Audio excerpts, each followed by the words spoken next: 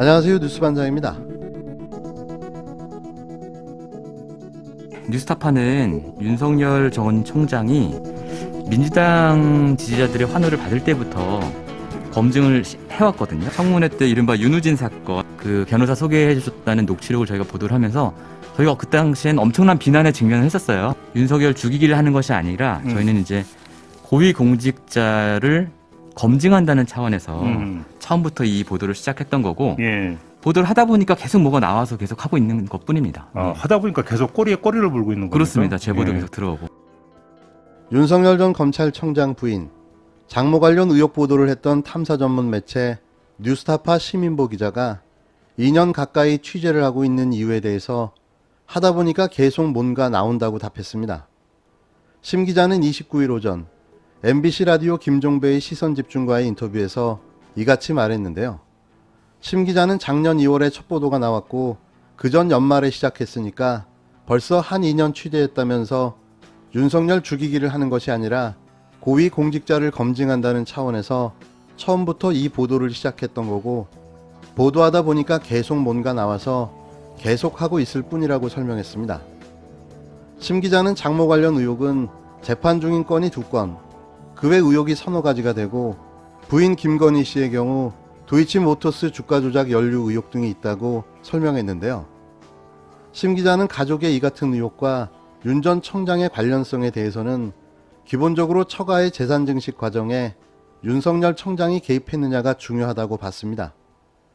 심 기자는 주목해서 보는 것은 결혼 전에 벌어졌던 일이더라도 법적으로 결혼 후까지 계속 지속됐다. 이를테면 유명한 정대택 씨 사건 같은 경우 2009년 1월 때 일이지만 뒤에 쭉 재판이 이어져 왔다며 재판과 서로 맞고소가 이루어지는 과정에서 왜 항상 검찰은 윤석열 장모나 부인 편에서 혹은 상대방의 반대편으로 검찰권을 행사했느냐. 이 부분이 저는 사실 굉장히 중요한 포인트라고 본다고 말했는데요. 왜 항상 검찰은 윤석열 장모나 부인 편에서 예. 혹은 상대방의 반대편으로 검찰권을 행사했느냐. 그러니까요. 이 부분이 저는 사실은 굉장히 중요한 포인트고 거기에 대해서 이렇죠. 윤석열 총장이 야 우리 장모 사건 한번 잘 봐줘. 저는 안 했을 수도 있겠죠. 근데 뭐냐면 그 예. 부하 검사들이 또 알아서 뭐 네. 있을 수도 있는 거죠. 선배 검사의 장모라는 거. 그리고 그것들을 검사들이 이미 알고 있었다라는 정황은 여러 가지 또 있거든요. 네. 그렇다고 보면 윤석열 총장 본인이 개입을 했냐 안 했냐보다 더 중요한 것은 예. 윤석열 총장 처가의 문제로 우리가 우리 사회의 검찰 가족, 검찰 신성 가족, 그 영향력 이것들을 계속 이대로 지금처럼 둬도 되느냐라는 문제랑 결국은 맞닿는다는 거죠. 다만 심 기자는 거기에 대해서 윤석열 청장이 야 우리 장모 사건 한번 잘 봐줘 이렇게는 안 했을 수 있을 것이라고 단서를 달았습니다. 직접 지시보다 검찰 내 문화에 따라 선배 검사 관련 사건에서 검찰이 기울어진 판단을 했을 수 있다는 지적이었는데요. 심 기자는 이를 바탕으로 윤석열 청장 본인이 개입했느냐 안 했느냐보다 더 중요한 것은 윤석열 청장 처가 문제를 우리 사회의 검찰 가족, 검찰 신성 가족이 그 영향력이라면 이것들을 계속 이대로 지금처럼 둬야 되느냐의 문제랑 결국 맞닿는 것이라고 지적했습니다. 시민보 기자의 날카로운 지적에 100% 동의합니다.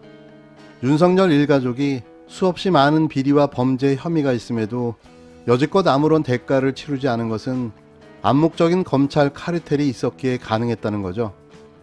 굳이 말하지 않아도 그 사건의 담당자가 청장 부인과 장모인 걸 알았다면 알아서 봐주고 덮어주고 무마해 줬다는 겁니다. 그래서 윤석열 청장 퇴임 후 가족 수사가 급물살을 타고 재수사로 확대되고 있는 거죠. 그게 진실이고 그게 팩트입니다. 검찰 카르텔 알아서 기었던 겁니다. 경제 상식을 무시한 소주성, 시장과 싸우는 주택정책, 법을 무시하고 세계 인류 기술을 사장시킨 탈원전, 매표에 가까운 포퓰리즘 정책으로 수많은 청년, 자영업자, 중소기업인, 저임금 근로자들이 고통을 받았습니다. 청년들이 겨우 일자리를 구해도 폭등하는 집값을 바라보며 한숨만 쉬고 있습니다. 국민을 내 편, 네 편으로 갈라 상식과 공정, 법치를 내팽개쳐 나라의 근간을 무너뜨리고 국민을 좌절과 분노에 빠지게 하였습니다. 정권과 이해관계로 얽힌 소수의 이권 카르텔은 권력을 사유화하고 책임의식과 윤리의식이 마비된 먹이 사슬을 구축하고 있습니다. 국민들이 뻔히 보고 있는 앞에서 오만하게 법과 상식을 짓밟는 정권에게 공정과 자유민주주의를 바라고 혁신을 기대한다는 것은 망상입니다. 더 이상 이들의 기만과 거짓 선동에 속지 않을 것입니다. 이제 우리는 이런 부패하고 무능한 세력의 집권 연장과 국민 약탈을 막아야 합니다. 여기에 동의하는 모든 국민과 세력은 힘을 합쳐야 합니다. 그래서 반드시 정권 교체를 이루어내야 합니다. 소문 많은 잔치에 먹을 게 하나도 없다는 말을 실감하게 한 윤석열 대선 출마 선언 기자회견이었습니다. 자신이 무슨 이야기를 하고 있는지조차도 모르는 동문서답, 핵심을 정확히 비껴나가는 추상적이고 모호한 횡설수설 답변들, 구태의연하며 하나마나한 공허한 소리들. 시대는 2021년인데 아직도 그의 머리는 70년, 80년 시대를 살아가는 꼰대적 세계관. 자신이 왜 대선에 출마해야만 했는지 그 이유도 목적도 알 수가 없었습니다. 비판을 위한 비판. 그가 외쳤던 정의와 공정의 외침은 그저 공허한 외침일 뿐 그 이상도 이하도 아니었는데요. 시종일관 애를 해가며 더듬더듬 말하는 그의 태도에서 품격이나 인품은 단 하나도 느낄 수가 없었는데요.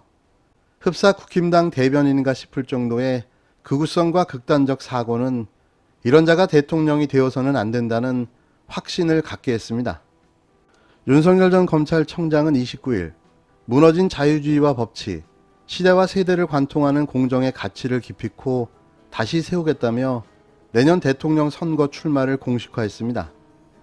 그는 시종일관 정권 교체를 외쳤지만 도대체 왜 차기 대통령이 자신이어야 하며 왜 정권 교체가 필요한 것인지 비판 말고는 명확하게 제시하지 못했는데요. 윤 전 청장은 이날 서초구 매원 윤봉길 의사 기념관에서 기자회견을 열고 이 정권이 저지른 무도한 행태는 일일이 나열하기도 어렵다며 이같이 주장했습니다. 듣는 내내 짜증을 동반한 두통이 머리를 아프게 했는데요.